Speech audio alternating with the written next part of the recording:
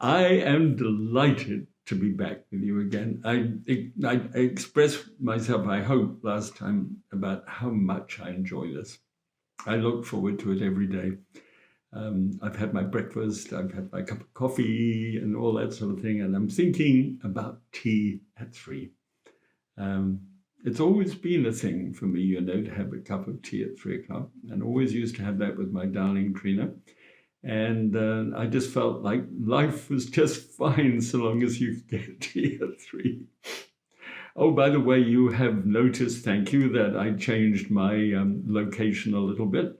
And so I have up here a picture which I took off the stern of our little sailboat when Trina and I sailed up and our 70th birthday up to Glacier Bay. It was a 2,500 mile round trip altogether through lots of potentially dangerous things, but also wonderful days. And this was one of those days when the sea was completely flat calm. It was just like a sheet of glass. And we motored through that, leaving our wake behind. And I noticed there were 2 parallel bars of experience, if you will, side by side, she and me. And we were reflecting the light that came down from above. It wasn't a nice day. It was a very cloudy day. But look at how brilliant each one of those ripples look in reflecting what light there was. And so, in a sense, when we saw that picture, we thought, this is our lives together, moving through time and space, leaving a little mark behind us for just a short while, and it reflects God's glory. That's what we wanted. So I wanted you to know what that little picture was about, and that little Tiffany lamp Trina really liked. It's not actually a Tiffany lamp; it's a knockoff, but it's okay. It's quite colourful. So apart from that, it's just me in between. And wanting to continue with the idea of the mountain that we talked about last time. If you missed that, I was talking about a mountain like this and a pathway which goes up zigzag. And the actual road lengths get shorter as you get closer to the top.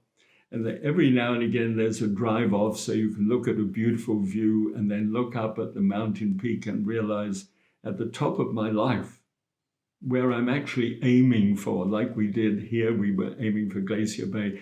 I'm aiming for the pinnacle of my life, which is going to be when I step off into eternity. I don't quite see it as dying as passing. I really do like that word. I'm increasingly getting interested in that word, passing. So we were going up this mountainside and we had these views so that we could actually look at what God had done and rejoice in it. And I think that's a little bit like it is for us at the present moment, because when we join together, we've driven off the road, say, and we have this opportunity to be able to share together. That's where we can look at the view, at what God has done and is doing in our lives together. And then we're back onto the roadway again, which is hedged in with everything that the media is telling us is going on in our wounded world at the present moment.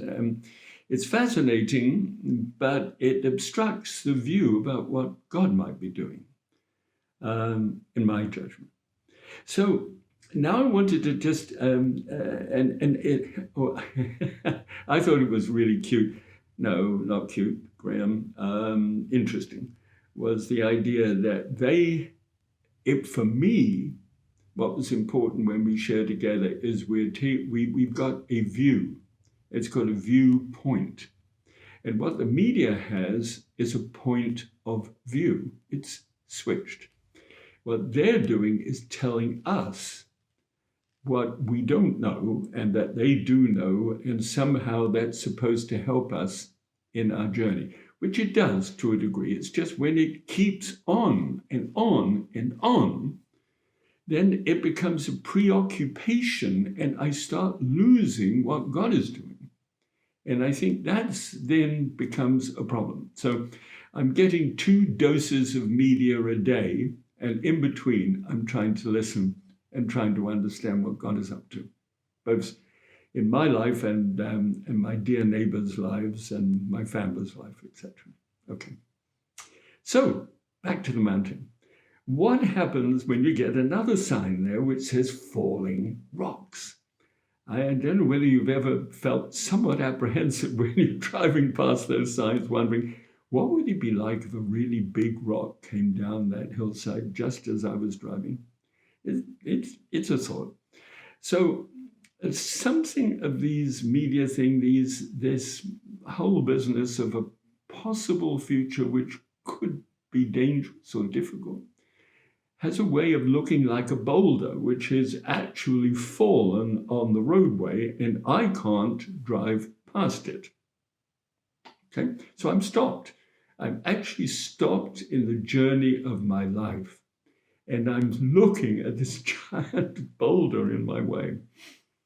And that's when I really do have a strange mind. I understand that. But I get out of my car and I walk over and I find there is a gap between the boulder and the side of the mountain. So the boulder's here, the pathway is there, there's a precipice the other side of it, right? And the boulder's right here. So I get between that up against the cliffside and I put my feet up against the boulder. And I know I don't have the strength to push with my legs and get the boulder off that road. I know I can't do that. This is not up to me. But I have to have an attitude of waiting to see how the Lord is going to use people, combining my attitude with millions of others who are praying that this too shall pass. This, if we put our feet up against that, it's not my prayers that's going to move that. It's not my energy or my desire. It's my life combined with yours to push against this obstacle and get it out of the way so that we continue this business of life and enjoy the view. That's a thought that I had that I so wanted to share with you. Until next time, God bless.